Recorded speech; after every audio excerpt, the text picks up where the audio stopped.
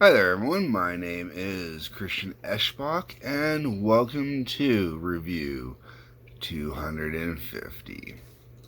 Can you believe it? We're already here. 250 reviews later. So, we are going to do something special. We are going to do the Ozzy Osbourne Prince of Darkness box set. Oh, this is 4 discs that Ozzy hand selected all the tracks for. And the first 2, basically, if you go through and read the book, and this is one of those books that's actually worth going through reading. A bunch of little great details in here, stuff like that.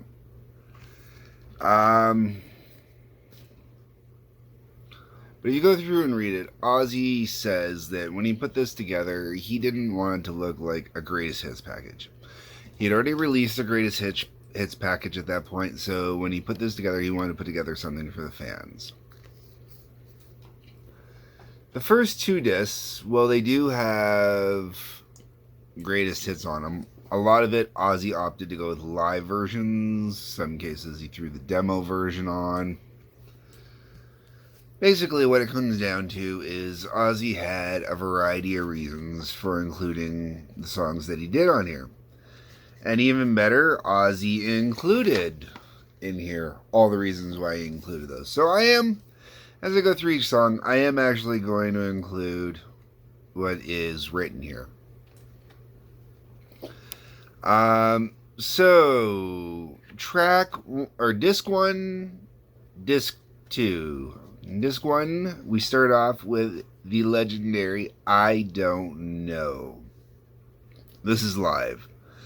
Right out here, this is one of my favorite songs from Blizzard of Oz album. As great as Randy Rhoads' playing was in the studio, his guitar work was a step beyond when played live.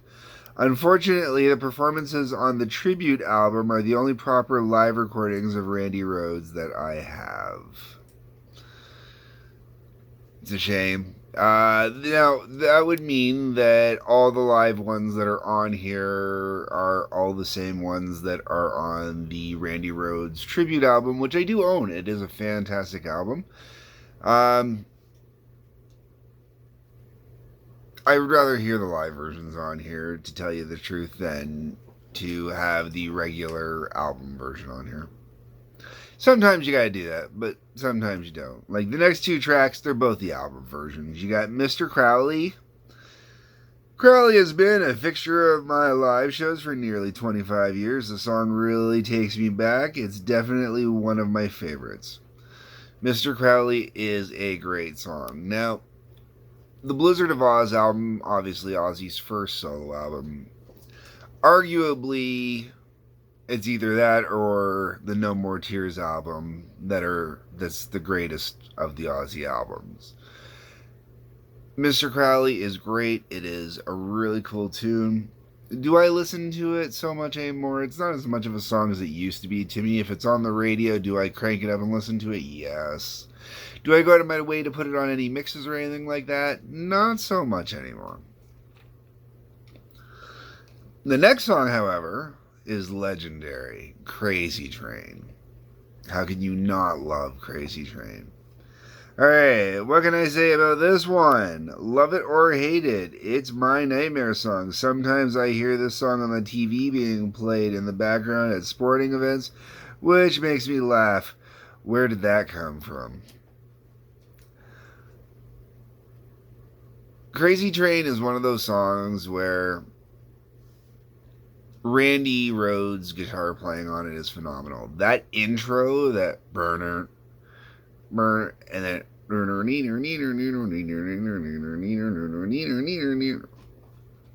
awesome.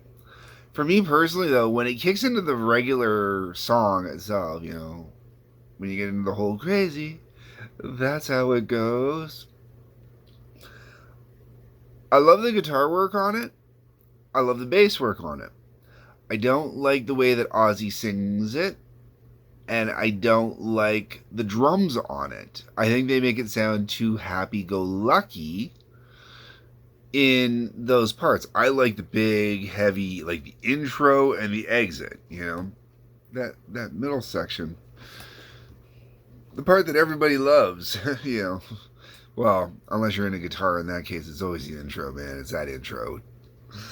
All right. After that, we get into two more live tracks. We've got Goodbye to Romance and Suicide Solution. Goodbye to Romance. Well, let's see here. What do we got written down? I had to include this song as it was the first song that Randy Rhoads and I wrote together. It really brings back memories and an incredibly fun and inspiring time in my life. I was literally starting from scratch after I was fired from Black Sabbath. This song gave me hope. It's a good song. It's pretty. If you like a slower, nice ballad, it is a great song. There's no reason why you wouldn't enjoy it. Me personally, if you're one of my regular viewers, you know I'm not a huge ballad guy. So, do I go on my way to listen to this? No. When I was listening to it to do the review, was I enjoying it? Yes, I was absolutely enjoying it. It's a wonderful song. And this live rendition, once again, it's great to have a live rendition on here. The next song, Suicide Solution, we're talking about the great controversy song, right? Suicide Solution is perhaps the most controversial song. This song caused me lawsuits from parents and scorn from religious leaders. I'll never know why the message in Suicide Solution got so twisted. The lyrics are about drinking yourself to death. I was not condoning suicide.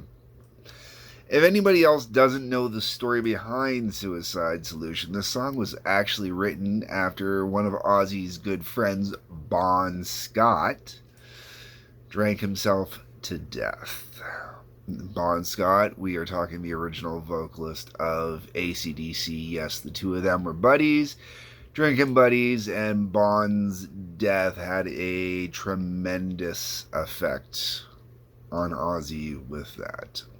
So if you ever listen to the song and actually pay attention, yeah. Me personally, I think it's a good song. I enjoy it. Basically, it's hard not to enjoy any of the songs that come off of Blizzard of Oz. And when you hit the live renditions, they're really good. I really dig on them. I really, really enjoy them. So they're a nice addition to this set. After that, we got Over the Mountain. There's a riff in Randy's solo that he lifted from the song Black Sabbath. I don't think that Randy even realized it until I pointed it out to him. This is kind of a shortcut note. There's actually notes in another Greatest Hits where Ozzy actually extrapolates on that. And apparently Randy when Ozzy brought this up to Randy turned around to Ozzy and said, honestly, I've never heard Black Sabbath. Because it wasn't a song that they played live. He played a few of the Black Sabbath songs live, but not many of them. And Black Sabbath just never was one of them. However, Over the Mountain might be my favorite Randy Rhoads song. I love the vicious attack of it. I love the over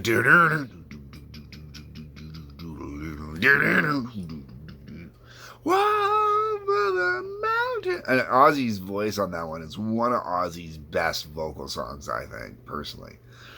Great song. Oddly enough, I do not have the original album that it comes off of. It's one of those Ozzy albums I haven't picked up yet. I really should.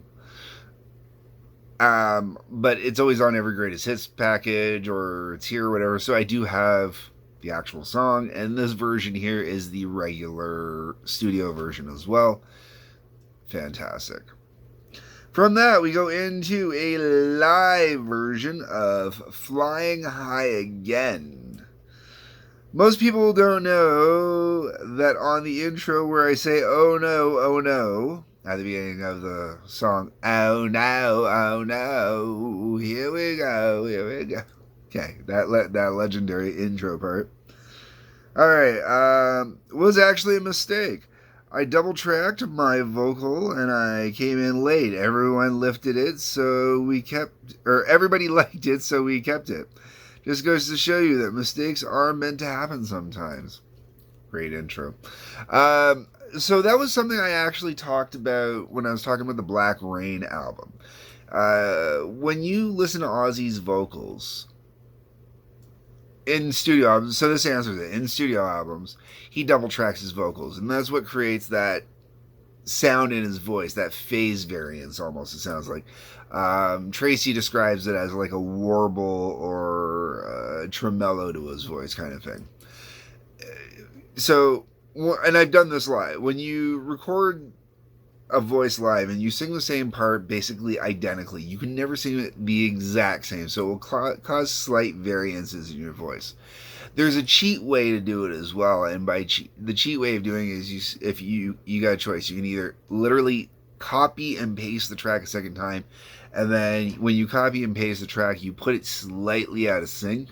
Digital technology makes it easy. You couldn't copy and paste back in the day. You didn't want to copy and paste. No way, that was a nightmare. With digital technology, it's a lot easier. And then when you paste it, you slightly paste it out of sync by a couple frames, which works out to like milliseconds, just detectable enough to the ear to throw a weird, cool phase into it. I've done it. It works great. There's also other like pedals and effects boards, stuff like that you can use, which Ozzy, I believe, would use live to create the same sound with his voice live, just to give him a slight delay he would use.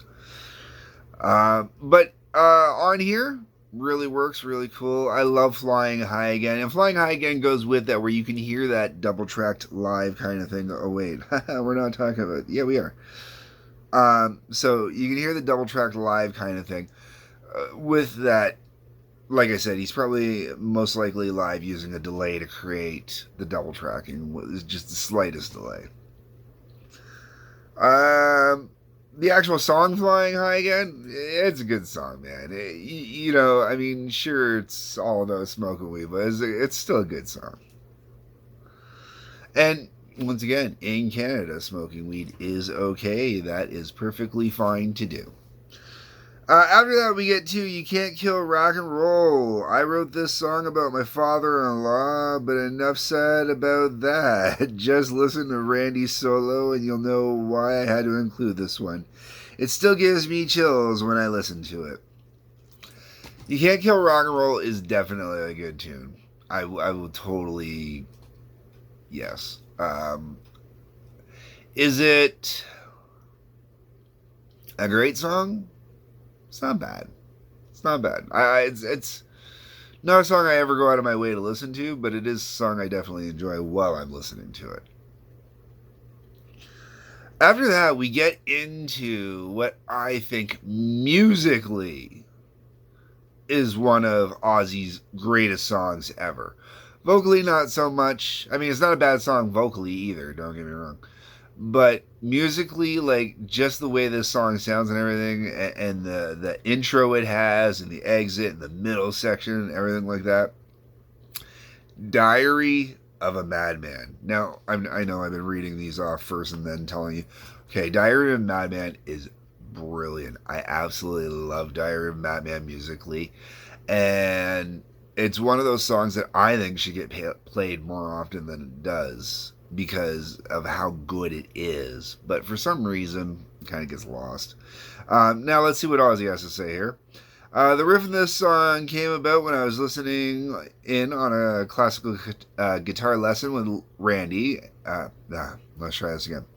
The riff in this song came about when I was listening in on a classical guitar lesson that Randy was taking.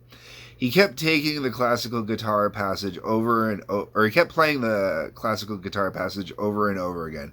I thought it was really great, so we built a song around it. Simple as that. And you don't have to give credit to whatever the classical composer is, because it is open source material, basically, at this point. Thank God for copyright laws being the way they are. But once again, great song. Great song. When it comes on, man, I just... just great. Love it. Okay.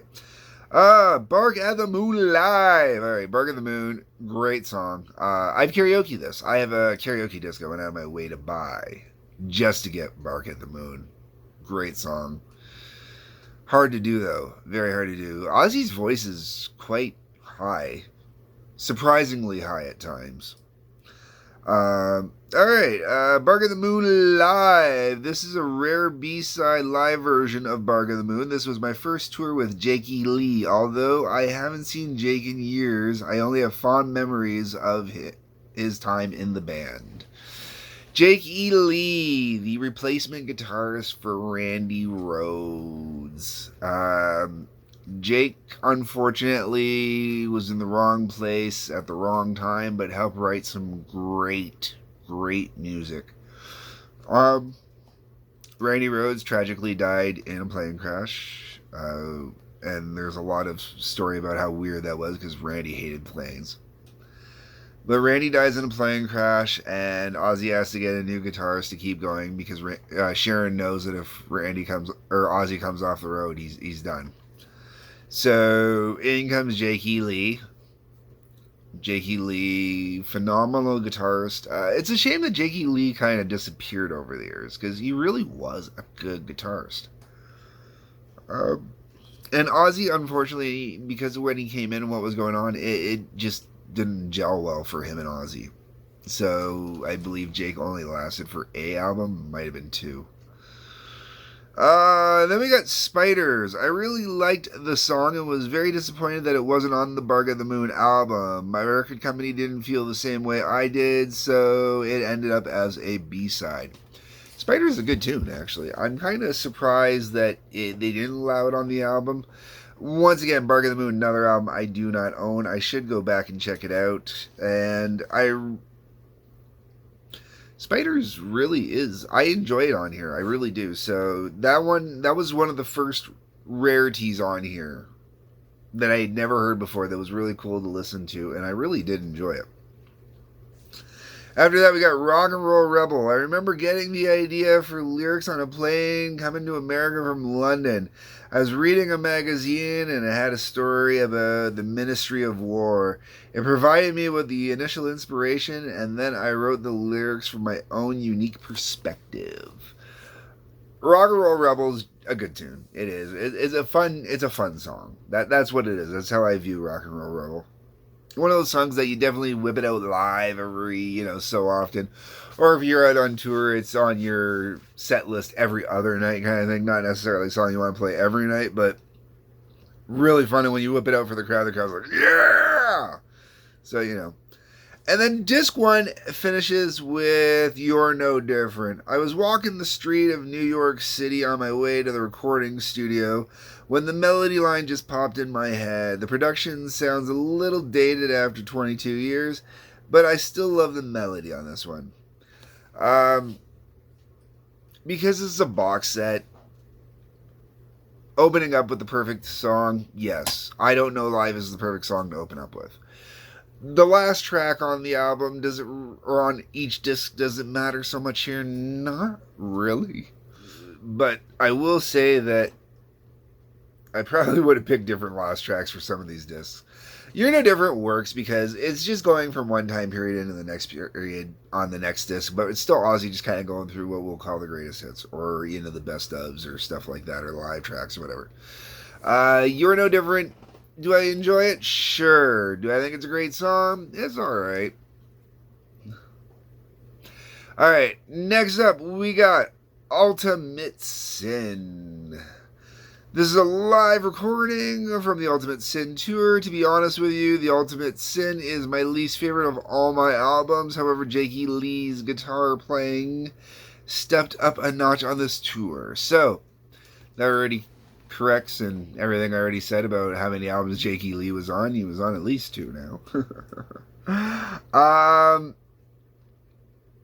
Ultimate Sin's not a bad song. It's alright. You can tell how little Ozzy cared about Ultimate Sin when the next song on here is Never Know Why Live. This is another song from the Ultimate Sin tour. That's it. That's all Ozzy put on. And then you get to the next song here, Thank God for the Bomb Live. This might have been the last time I performed the song live. It's not one of my favorites, but I thought it might be an interesting addition for those that never heard it before. This is a song I had never heard before. I don't own the Ultimate Sin album either. And believe it or not, one of the reasons I've never picked up the Ultimate Sin album is specifically because of this box set. I can't say the same thing with the Bark at the Moon album or the Over the Mountain album. Sorry, I can't remember which the name. Was it? No, that would be the Diary of a Madman album, right? So I really should get Diary of a Madman. I also need to get an updated copy of Blizzard of Oz too. But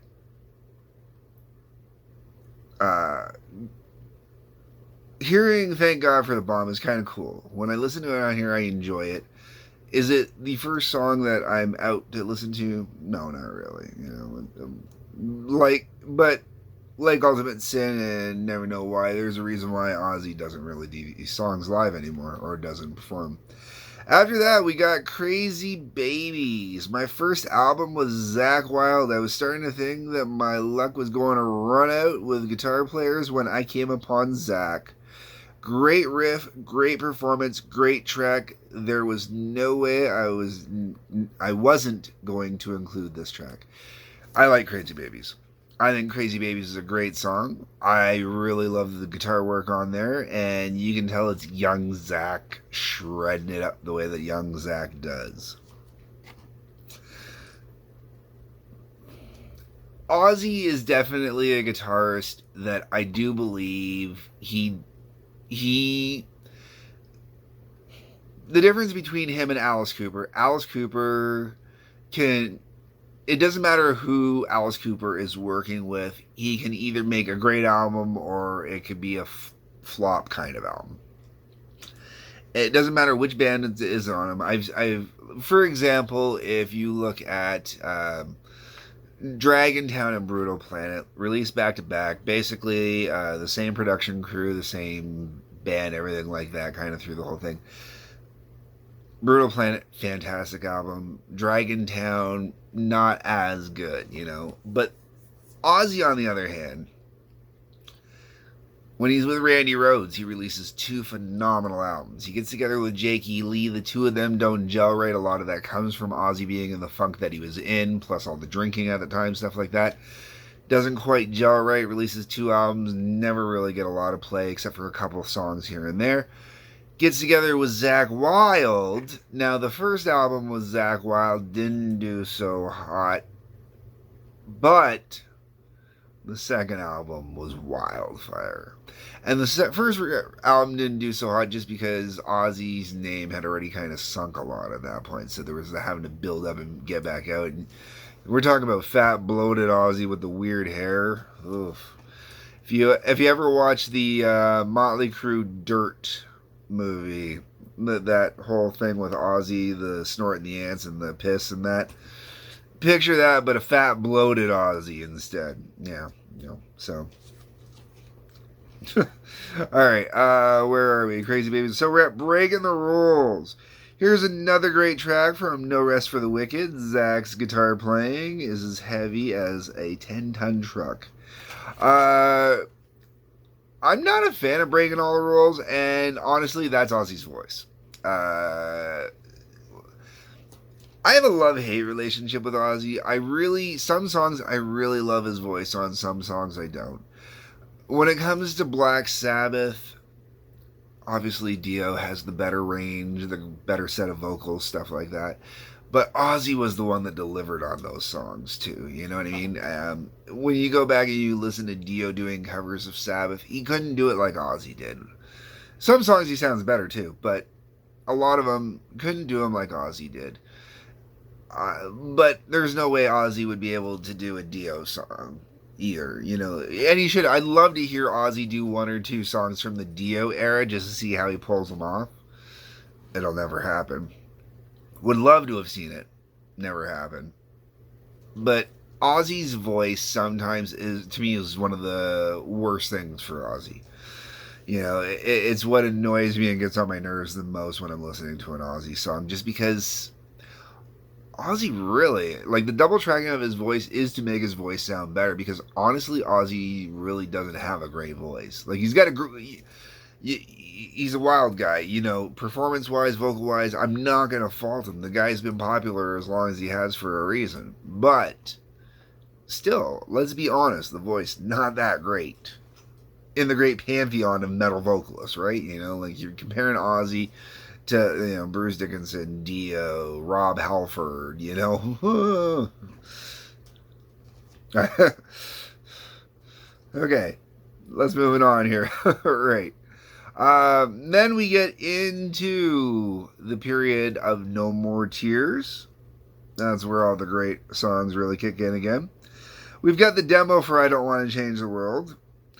I can always tell when a new song is going to be a keeper. This one truly came from out of the blue. Although I prefer the album version, it's great to hear the demo. The album version's awesome.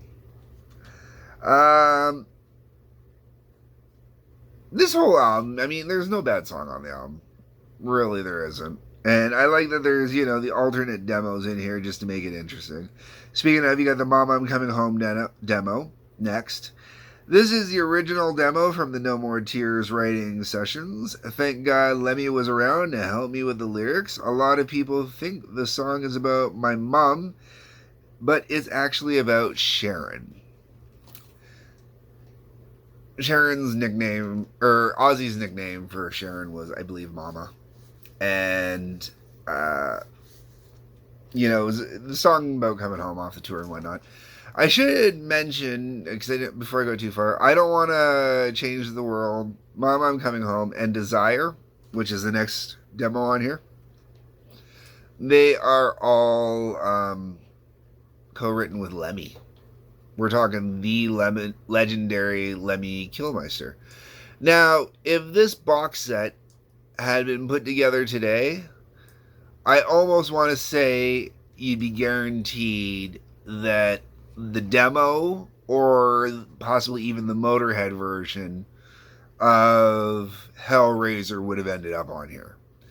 They remastered, redid a great 25th anniversary edition of Hellraiser, made a new video for it that's animated. It's awesome. I absolutely love what they did with it. Brilliantly done video and whatnot. And the way they did the mix on the vocals and stuff is absolutely sweet. Wish it was on here. It's not. It's the one song from that album that I absolutely love. And I love that I can actually hear an Ozzy version, and I also have the Motorhead version, so I can listen to that version as well. Oh, great tune. Okay, but once again, it's not on here. We got Desire instead. And Desire is an okay tune. Another amazing riff from the hands of Zakk Wylde. It made the hairs on the back of my neck stand up as soon as I heard it. Zack's playing and writing really took off around this time. He is truly the best guitarist of his generation. That's high praise from Ozzy. You know, especially considering at that point he'd already worked with the Tony Iommi. Released every one of Ozzy's best songs. Well, most of. There's a couple that will allow on there from the solo years. And, you know, also had Randy Rhoads at this point. So, you know, to say that Zakk was the best guitarist of his generation, you know, that's of Zack's generation. That's high praise. Desire's not a bad tune. It is not a tune that I'm overly big on. I'm just not. It's not a bad tune, but just not.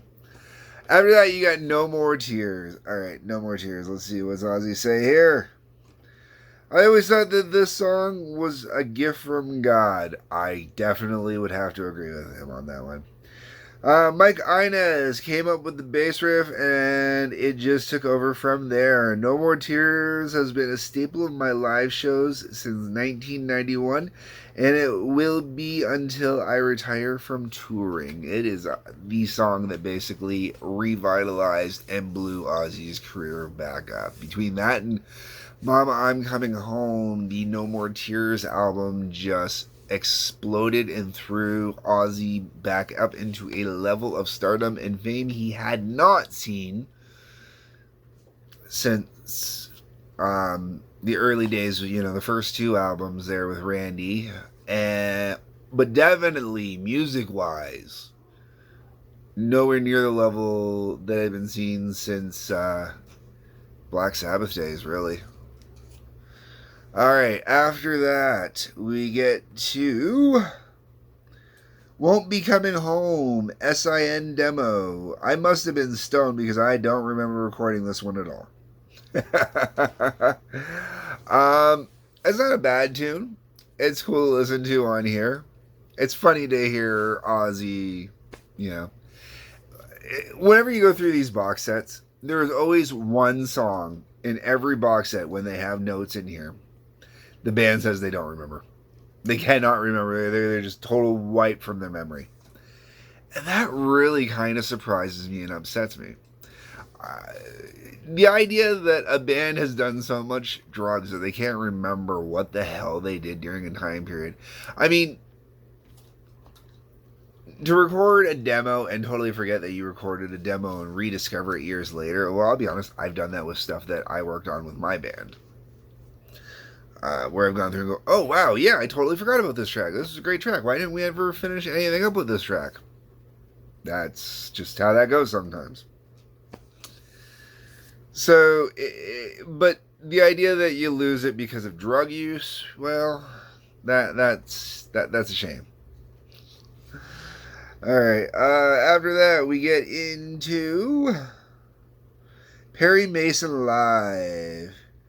This is a live performance of one of my first Ozfest shows in San Bernardino in 1996. This is actually my only recording with guitarist Joe Holmes, who toured with me for 5 years. Joe Holmes was billed as Ozzy's next big great. Alright, Joe Holmes. I remember when Joe Holmes entered the picture as the touring guitarist behind the Osmosis album. And there was a lot of hope, there was a lot of praise, and everybody honestly was waiting for an album to come out featuring Joe Holmes and to see what happened and see what he could do and everything. And even in here, Ozzy says he toured with Joe for 5 years. I don't know what happened. I don't know why Joe disappeared from the tour and Ozzy's path. But I'm going to say part of it was probably over the fact that, you know, there was no album actually coming up, nothing being done. At that point, Ozzy was basically just touring. And Perry Mason is a great song. I absolutely love it on the album. I've covered the Osmosis album, so you can go listen to that. The live version's really cool. I really wish the quality was better on this live version. It's not good enough where you can really hear the guitar work in there enough to go, ooh, yeah, you know. But you do hear it, and it is good. See You on the Other Side demo. This is the original demo for the song. This is the way I wanted See You on the Other Side to turn out. I was very disappointed with the version on my Osmosis album. I thought it was way too sterile. I prefer this one. See You on the Other Side is a good tune. I do enjoy it on the Osmosis album. The demo version, that's cool. I enjoy it. I don't have a preference for it either way, to tell you the truth. Next up, Walk on Water demo. This is another great song where I actually prefer the demo. I hated the version recorded with Moby. So I did the Beavis and Butthead people. Although the Moby produced track is on the Beavis and Butthead Do America soundtrack album, this version is the one I heard in the movie. So, there we go. Speaking of Beavis and Butthead Do America, if you're watching this and you haven't seen it yet, Beavis and Butthead Do the Universe is freaking hilarious. Oh my god, I just watched it. And of course, Ozzy appears in there too. Classic Ozzy though, but great moment. And it's not Ozzy, it's technically Sabbath. And I'm a little bit biased for the Sabbath moment because it's, you know, like one of my favorite Sabbath songs, if not my favorite. Alright, moving on. After that, you get Gets Me Through Live. This is a great performance of Gets Me Through from my 2002 Japanese tour. Gets Me Through is another song that's good. I don't mind it. The Osmosis album, where these songs have all come from, kinda, I'm hit and miss with that album, and the reason I'm hit and miss with that album is, one, the vocals, two, there was a lot of not necessarily ballad but softer kind of stuff. And you kind of get bored of that, especially with Ozzy. Ozzy is not the person I want to go to for ballads and stuff like that. Or softer songs. He does a good softer song, but sometimes it just, he's got to stop trying to want to be Elton John and release that perfect Elton John song, which oddly he did with Elton John later on. Okay. I've covered that. The Ordinary Man album. Go watch the review. Next up, we got Bang Bang You're Dead. To anyone who has my Down to Earth CD, this song will sound very familiar to you. Yes, Facing Hell was originally called Bang Bang. Unfortunately, at the time I was recording this song, the record company freaked. They were afraid to put this song out with the lyrics, Bang Bang You're Dead. I guess they were afraid the Walmart wouldn't carry it. That is a huge thing. All right. Walmart refusing to carry albums, one, could help out bands, two, could hinder bands, because Walmart was a big place to go to get albums, brand new releases, stuff like that. You don't go to Walmart for old catalog, you go to Walmart for albums you can find anywhere. Or at least you did back in the 90s. Thing is, if Walmart did not like the album cover, they would not carry it. If Walmart had an issue with a song on there, they would not carry it. That's the reason why you start seeing a lot of censoring on song titles. Where you'll see the asterisks and all that on there. You can't remember the proper term for that at the moment. So that happened, and I don't doubt it. Now, the album here that he's referring to, the Down to Earth album, that was the great first mistake album for Ozzy. After Osmosis, you get to Down to Earth, and that album just tanked, basically. I mean, it did well because Ozzy fans, it did well sales-wise, but it tanked upon listening. Just viewed horribly. And then you get to the song Dreamer. This was another song where, yeah. This song was also a gift from God. I wrote this with Mick Jones from Foreigner and songwriter Marty Fredrickson. I didn't have any intention of writing a ballad, but then this beautiful melody came to me, followed by all of the lyrics. Everyone knows that I love the Beatles, especially John Lennon. I feel that this is my Imagine. That's a good way to put it. Dreamer definitely would be Ozzy's Imagine. I can totally agree with that. And for that reason, that's also another reason why I'm kind of like, we've got an Imagine. And it's much better. In my opinion. All right, now, the next disc, disc 3, that is where we are at now. I love this. Ozzy could have done 3-4 discs of just his own material with demos and stuff like that. He included some cool tracks on here. Now, honestly, a lot of these tracks I have in different ways already. Some I don't. Some I've even covered already.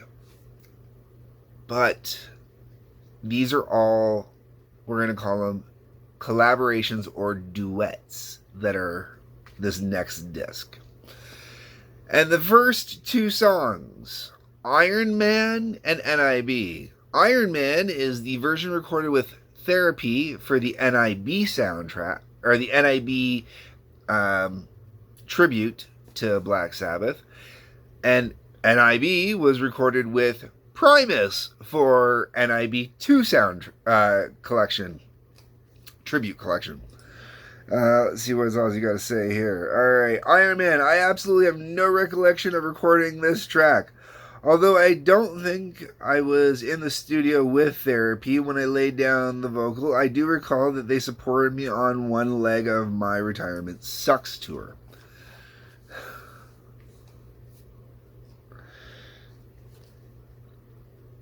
Ozzy definitely was out. After No More Tears, Ozzy was supposed to retire. That was the first time he retired, the No More Tours tour. He was supposed to retire from that. Came back years later with the Osmosis album, and came out of retirement because he couldn't handle it. He was bored. He was doing way too many drugs, stuff like that. I can see why he doesn't remember recording this. Then we got NIV. Although I never crossed paths with Primus in the studio, we did perform this song together live at the Roxy Theater on the Sunset Strip in Hollywood for the release of the Nativity in Black 2 record. I've always been a big bass guy, and Les Claypool is one amazing bass player. Absolutely no one plays like him. Absolutely correct. There are three bassists in this world that three basses that I consider like the basses, like when you go and you listen to them, at least in rock, hard rock, heavy metal. Number one, Geddy Lee. No one's outdoing Geddy Lee on this planet. I'm sorry, I do not believe that there is a bassist that's going to outplay Geddy Lee. Just not happening. But if there was, it would definitely be number two, Les Claypool. Shit, man, can that guy play? Whoa, I love Les's bass playing. Amazing. And there was only one other human being on this planet who sadly is not with us and hasn't been with us for many decades. And that's Cliff Burton. Dude got 3 albums on this planet. And in those 3 albums, everybody who has ever picked up a bass and truly played will revere that man. And the only other basses I have ever heard thrown around in the same vein as those 3 is Jaco Pastoria, and then my name's blanking on the guy from the band Yes, who Geddy Lee stepped in for. I'll put that up on the screen. So, yeah, Ozzy, high praise for Les, and it's well-deserved praise for Les. After that, we get into a cover of Purple Haze. This was the one and only time I recorded with the late producer Bruce Fairburn, who produced this track. I recorded this as a favor for my good friend Doc McGee, who is putting this together for charity. Ozzy doing Purple Haze is awesome. I really dig this version. It's Geezer Butler, Ozzy Osbourne, Randy Castillo, and I believe Zakk Wylde is the other one. Oops. Sorry if you heard that in the background briefly. I clicked on it, didn't mean to. I would have to check in the notes further back here. I'm not going to bother at the moment to see who the guitarist was. I'm pretty sure it was Zach, though. Awesome. Absolutely awesome. And really, when it comes to doing Jimi Hendrix, Zach does some top-notch Jimi Hendrix playing. And Geezer Butler, man. Geezer fucking Butler. Ow! One of my all-time inspirations for bass. Okay, next off, we got Pictures of Matchstick Men. I love Rick Rubin to death. He did a wonderful job producing this track that was for Howard Stern's Private Parts movie soundtrack. Typo Negative is the band on the track. They toured with me a number of times on Ozfest. I don't know any of Typo's songs, but I know they have this tall fucker singing for them. Peter Steele was like 6'6". Now, Peter Steele does not sing on this song, does some background vocals, some oohs and ahs. That's it. However, musically, this album, Ozzy with Typo Negative, is a great mix, man. I would have loved to have heard an Ozzy Typo Negative collaboration album with how this worked out. Ooh, so good. Now, Pictures of Matchstick Men, it is a cover. I don't remember the name of the original artist that does it. Do I like this song? I enjoy this song. I've already talked about this song on the Private Parts soundtrack, which I believe I've covered. Maybe, oh, maybe not. Maybe I haven't done that one yet. Either way, great cover. It's really well done. I really enjoy it. It's not a song I go out of my way to listen to, but still, you can't beat it. Really good tune. Next track, Shake Your Head, Let's Go to Bed. This is very odd hearing this. Although actress Kim Basinger is the female vocal on this version, I was told that the original singer was Madonna. However, she refused to be on the track with me, so they had to replace her vocal with Kim's. I guess that's what they must. Oh, I guess that's what they must teach in Kabbalah. Stay the fuck away from Ozzy Osbourne. All right. That was actually a nice cheap shot at Madonna. At the time that this box set came out, Madonna was going around doing this whole Kabbalah Jewish kind of thing. All of a sudden, you know, Madonna, she just likes to absorb whatever culture she can absorb and use it to her advantage.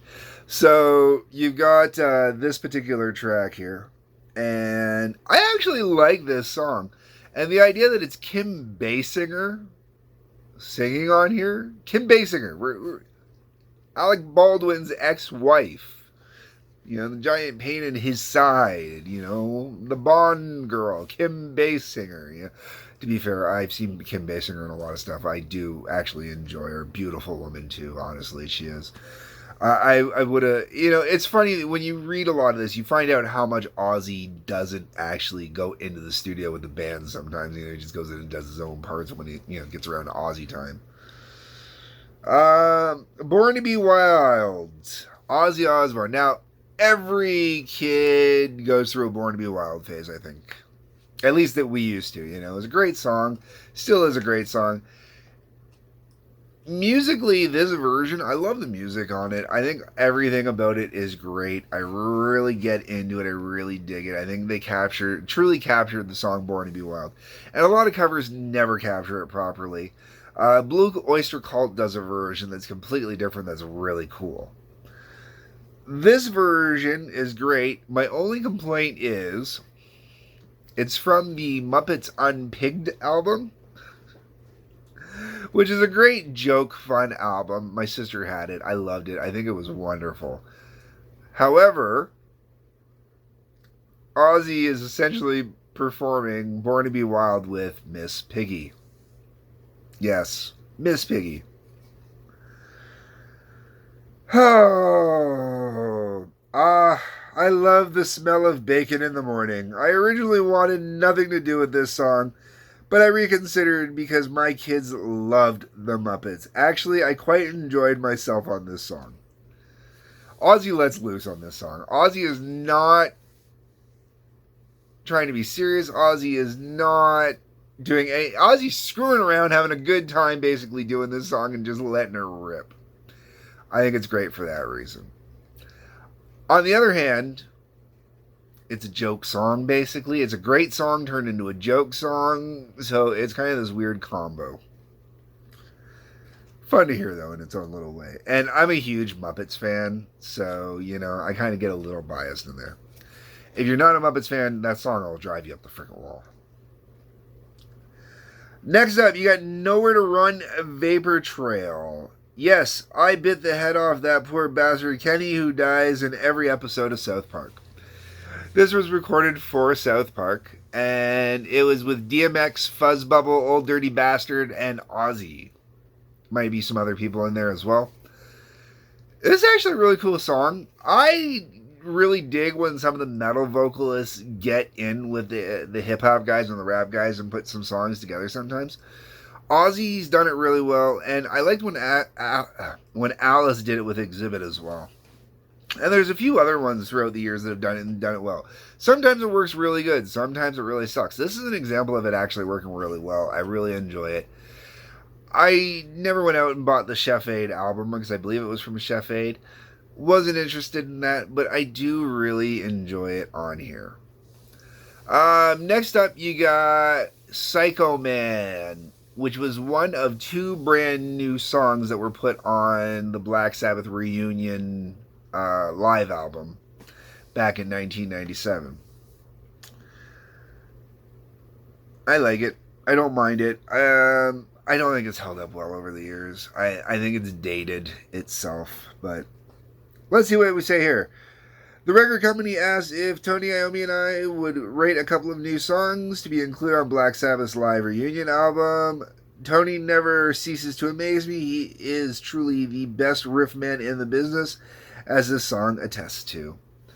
Yes, he is definitely the best riff man in the business. The one thing I hate, though, is when you get Ozzy together with Black Sabbath in the modern days, you do not get the same chemistry as you did in the old days, because you get the egos involved, and it feels like Ozzy feels like he has to sing over almost every part of the song, and you lose a lot of the guitar, you know. Yeah, we'll just leave it at that. We're going to keep going. Next up, after that, we've got, what is it? For Heaven's Sake, 2000. I'm not sure I even know who the fuck Wu-Tang Clan are. However, they asked Tony Iommi and I to join up with them on this song. Or join up with them on this song with them. That's really weird. Okay. It's actually one of two tracks that I collaborated with the great old dirty bastard, God bless him. The first one being the other song that I had mentioned there, Nowhere to Run. For Heaven's Sake doesn't have quite the same sticking power as Nowhere to Run does, but it's not a bad tune. I Ain't No Nice Guy. Oh, Lemmy. Oh, Lemmy, man. Lemmy and Ozzy, huge friends. Monster friends. And that was definitely a hard day for Ozzy when Lemmy passed. But Lemmy is one of the most talented people in rock and roll and a great friend. This is the only thing we've ever done on record, although we've written and toured together on many occasions. So, until they released the Hellraiser remix, the 25th anniversary edition, which combined Ozzy's version of Hellraiser and the Motorhead version of Hellraiser together combined the two of them together into one song. This was the only song the two of them recorded together where they actually were singing together and playing together and everything like that. And it really is a good song. I personally love this song. And no, I Ain't No Nice Guy is not in any way a No More Mr. Nice Guy kind of ripoff. This is a slower song, and it's kind of reflective over time, you know what I mean? And when you look back over time, you realize, no, I'm just not a nice guy. Next up, we have the song Therapy. Therapy's not a bad tune. I really enjoy Therapy. It's a good song on here. I really like it. Gets going. In 1991, Infectious Grooves were recording in the other room at Devonshire Studios when I was recording No More Tears. This song was so much fun, it still makes me smile when I hear it. As chance would have it, this was also the first time I met my future bass player, Robert Trujillo, who's now with Metallica.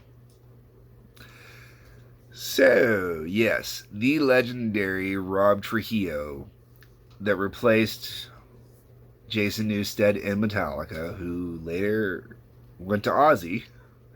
Sadly, no recordings with Newsted. Ozzy screwed that one up because Newsted wanted to record with him so badly. But yeah, so this was Ozzy getting to work with Rob Trujillo before Rob Trujillo went to go work with Ozzy. That was great. I really dig this song. It's really got a great vibe to it. It's really fun. I totally get why he loves it. I'm going to skip the next track and come back around to it. I'm going to go straight to the last track. The last track is Dog the Bounty Hunter, the theme song. I met Dog when we were on holiday in Hawaii in 2004 when he asked me if I would write the song to his TV show. He only needed 30 seconds. This version is nearly twice as long at 53 seconds. All it is the theme song. I really like it. It's cute. It's fun. It's a great way to finish out this album. And at 50, well, here Ozzy says 53. It's according to the album on the screen here, it says it's 52 at the actual counter from the dub or the rip or whatever you want to call it. A lot of fun. A lot of fun. But I'm going to go back to the song I skipped because this one blew my mind. Disco sucks. Everybody thinks disco sucks, especially if you're hard rock, heavy metal. Disco sucks. But sometimes, if you mix disco with heavy metal, you get something good. Sometimes you also end up with one of the worst Kiss albums. Alright, what am I talking about? Ozzy Osbourne with Dweezil Zappa, that is right, son of legendary guitarist Frank Zappa and composer Frank Zappa and genius Frank Zappa, recording the Bee Gees' Stayin' Alive. And I love this cover. Oh my god, it is so awesome. I know loads of you may have never heard this track. That's because it's never been officially released until now. Dweezil Zappa just remixed this song, and I love it. Dweezil's a very talented guy and a great guitar player. But here's the thing. Dweezil is not the only guitar player on here. No, he is not. I have to go actually look for the track listing for this now. If it's in here. Here we go. Because we have Dweezil Zappa, Zakk Wylde, Steve Lukather, Warren DeMartini, Nuno Bettencourt, and Tim Pierce. These are all names in their various respective instruments that are big names contributing to this. Tim Pierce is probably the smallest of all the names in there that I know. And this song is just killer. Oh, amazing. Gotta hear it. Gotta check it out. Awesome. Alright, so that is the end of disc 3. Dog the Bounty Hunter finishes it off. Staying Alive would have worked fine for finishing it off. Dog the Bounty Hunter could have gone on as the first track, even just to set it up. But Dog the Bounty Hunter putting it in as the last track gives you that great little humor at the end, I think. Yeah. Now, I haven't mentioned what I paid for this. I bought this. I paid $50 before tax. I know it's less than $50. I think it was like $49.98 or something like that. And for 4 CDs, it was a great buy. For 4 CDs, it was absolutely a great buy. And I was amazed that I found a box set, because this is when I was working at the Evil Corporation. And box sets were usually carried exclusively by music stores. So when I saw this in the Evil Corporation that I worked for's music section, I was really surprised to see it there. I had to pick it up right away as well, especially at the price that it was, and I got my employee discount, so that was great. Like I said, paid less than $50 for a box set. Every other box set I own, if I bought it, with the exception of the Ted Nugent one, which I already covered, but that was only 2 CDs, I paid the same amount for the 2 CD Ted Nugent Out of Control box set as I did for this one. True story. And most of the other box sets I bought were in around the 100 or more range. This is a fantastic one, but it's the 4th disc on this box set that really, to me, made it worthwhile, because Ozzy went out of his way and recorded a whole brand new disc. Now, Ozzy, or Sharon, probably Sharon, was actually very sly about this. Ozzy recorded a cover album to put into this, but the cover album he recorded extra tracks. And there's 2 versions of this cover album. You can go out and you can buy Ozzy doing a cover album with different tracks on it, and different. Some of these songs are on there, some of these songs are missing. And there's other songs on the cover album that are not on here if you buy it separately. So great bit of marketing forcing you to have to go buy 2 separate products. You watch my review for Black Rain. Oh yeah, the almighty dollar. Right on, Ozzy. However, that being said, um, 4 of these songs on here are absolutely freaking amazing while I'm out on my scooter. I get totally into scooter mode and I'm just enjoying the hell out of my life. 2 other songs are really fun to listen to. They're just not songs that, are good scooter tunes. And 2 of these songs are absolute ass. And I don't want to ever hear them again. The album opens up with King Crimson's 21st Century Schizoid Man.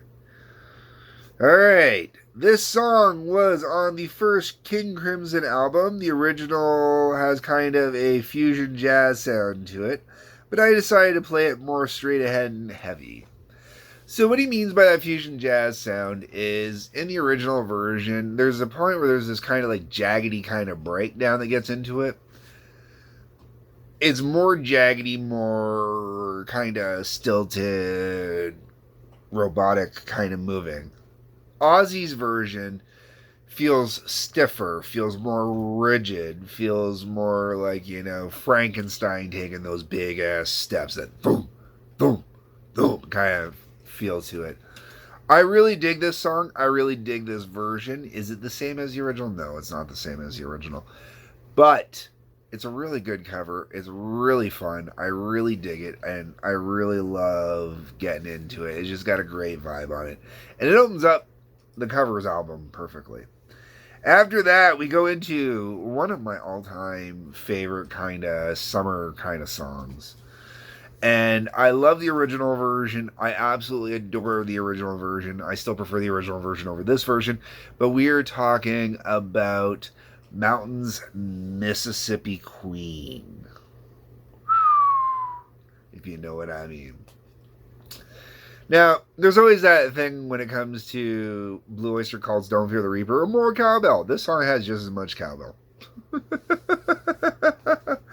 And Ozzy doesn't hold back on his cover version with the cowbell either. I really dig this one when I'm out on my scooter, man. I mean, just cruising the head bobbing, man. Good song. Good cover. I absolutely adore it.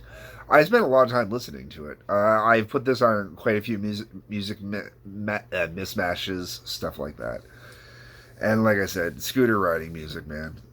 Ozzy, people don't realize what impact Leslie West and Mountain had on early hard rock music.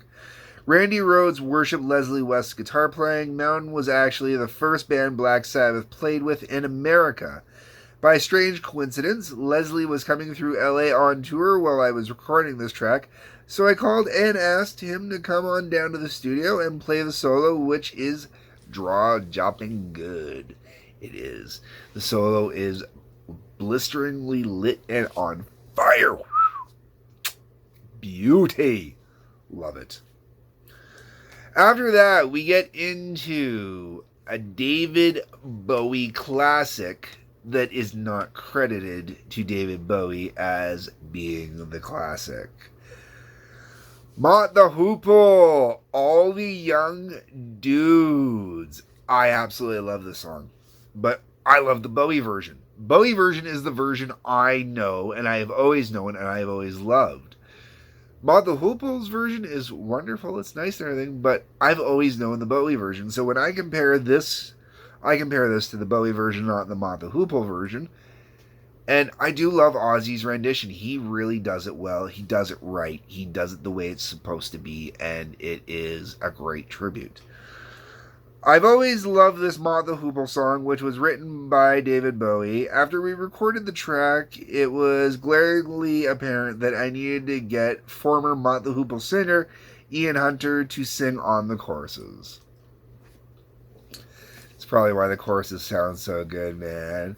When you get on that, all the young dudes carry the news. Yeah, it just, But I still like the Bowie version the best. It's still my version to go to.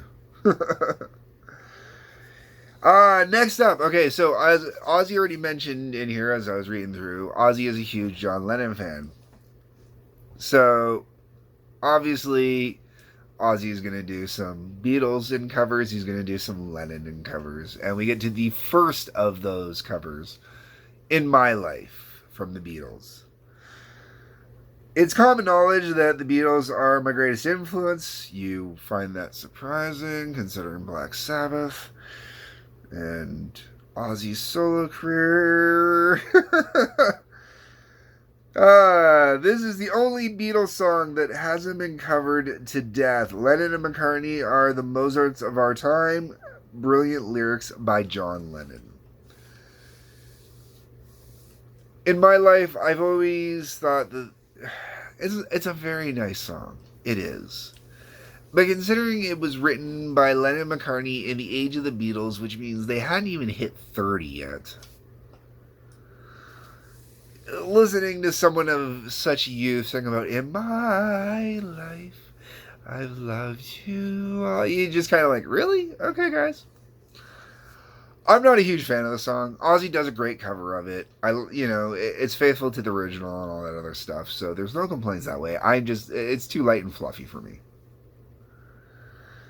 Then we get to Fire by Arthur Brown. This is not to be confused in title to the Jimi Hendrix song of the same title.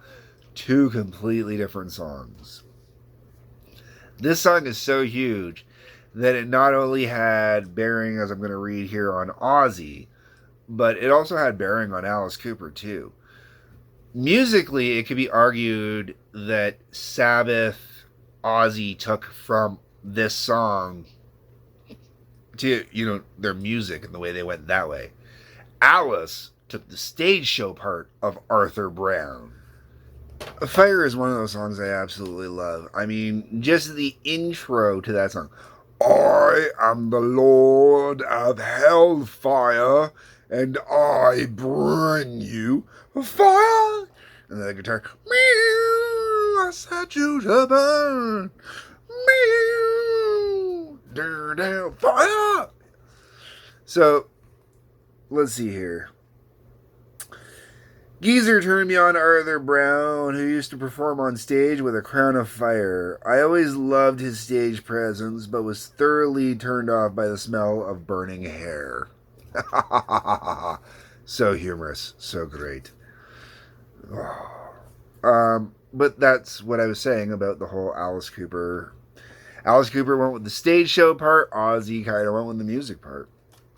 And that being said, I've even got video footage of Alice performing it with Arthur Brown. So, huge song, two greats. Next up, you got For What It's Worth. When I first heard the Buffalo Springfield, which is the name of a band, not a person, it reminded me of a band that Iommi was into called Art. However, the Buffalo Springfield were 10 times better. For What It's Worth is one of those great songs that is always associated with the 60s and that hippie movie, Stop, children, what's that sound? Everybody knows what's going down. Do, do, do, do. Yeah. So that's this tune. I've talked about this one already with Rush, because Rush did a cover of this song. If I were to compare this to the original, I mean, I like this kind of jacked up version. I really do like this version. This is one of the ones I really enjoy. When I'm out on my scooter, I really love when I listen to it on my scooter. It's really fun. Get really into it, kind of do my little dance in my groove. I don't know if I would say I like this version better than the Rush one, but Ozzy's vocal take over Geddy's vocal take, I will take Ozzy's vocal take. After that, we get into an interesting cover, because this is one of those songs that is very hard to cover. I know, I've covered it, but I covered it completely differently. When I covered this song, the guitar parts were played on a ukulele, and the drum parts were played on a cajon. And I am talking about the Rolling Stones' Sympathy for the Devil. And it's that drum part, that additional percussion that makes that intro to that song. And without that additional percussion to get it just right, it doesn't quite work out. And Ozzy's rendition here, and I've heard Motorhead do a rendition as well. The drums, they try, but it never quite sounds right. You know, it's their take on it, and it works sort of. I really do like the take on this. I really do like Ozzy's performance on it. It's not the Stones. When I first heard... Oh, sorry, that's the wrong one. I thought this Rolling Stones classic was fitting song for me to record for my covers album. Mick Jagger is the ultimate rock frontman of all time, and one of my all-time heroes. Mick and Keith can still kick everyone's ass. No. Even at this point in time, Ozzy would blow the Stones off the stage. Yeah. But not Sympathy for the Devil. No, you cannot be the Stones for the original. Next up, we got a John Lennon track, Working Class Hero. The very first time I heard this song was, believe it or not, the Marilyn Manson cover. Somehow I had never heard the John Lennon version up until that point. I didn't mind the Manson version. I thought it was kind of cool. The Lennon version is awesome. Absolutely awesome. And this version is very, very faithful to it. Definitely better than the Manson version, too. I really dig it. Let's see here. I think this is the first time I ever heard anyone say fuck on a record. I always related this song as I believe the most successful musicians are working class heroes. And I agree. This is a song that even I would like to cover. I would change it and I would do my own rendition of the song. But this is a great, great cover. Not a good Scooter tune, but a great cover. Then you got the last two songs on this covers album I hate. The first one, my wife has been driving me mad forever to record a cover of Good Times, so Sharon, this one's for you, now you can leave me alone. The song Good Times, it almost felt like Sharon made him do this as a punishment. You're out partying all the time, having too many good times. I want you to record this song as punishment. And no, I don't like the song. I don't even know the original, but I don't like it. I don't like this song. No. And then the album finishes with the song Changes. This is my second cover of the Black Sabbath ballad Changes. My daughter Kelly wanted to record this for her debut album and asked if she could change the lyrics a bit. Merrick McCradius, the president of Kelly's label, came up with the idea of Kelly and I doing a duet. Strangely, it's the first #1 single I ever had. I do enjoy the Black Sabbath version of Changes very much, and I always find it freaking amazing when I hear this. I don't know who did it. I'll have to check. The rendition that's used on Big Mouth, the bluesy kind of version of it, that sounds like it's a Motown hit instead, confuses the hell out of everybody when they find out it's a Black Sabbath song. I don't like his daughter as a vocalist. I think she's horrible as a vocalist. I don't know how that song went to #1. I don't get any of it. Blows my mind. Lousy way to end the box set, as far as I'm concerned. Whew, horrible way to end the box set. However, if you can get your hands on this box set for like the $50 or less, go for it. This is totally worth having. There is some choice stuff on here. The actual cover album that was released as a single cover album, believe it or not, I bought for my sister later on down the line. Should have bought a copy for myself, and I didn't. One of those things I regret. There was a couple songs on there that I was interested in. I don't even remember what they are anymore. But this is a great box set. It is really cool, and I'm glad to have covered it for review 250. It wasn't the original plan. The original plan was actually a 3-disc box set instead. We got 4. Cool. I like that Ozzy went out of his way also to record a whole brand new disc for a box set. I think that was a nice touch to give something different to the fans.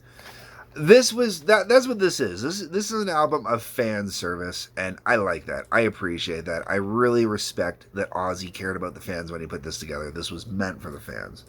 So if you are a fan, go pick it up. You gotta have it, as far as I'm concerned. It's a must. If you're not an Ozzy fan, you may not want to pick it up, but if you are a metal connoisseur, there is some great choice stuff on there. Really, there is. But that's it.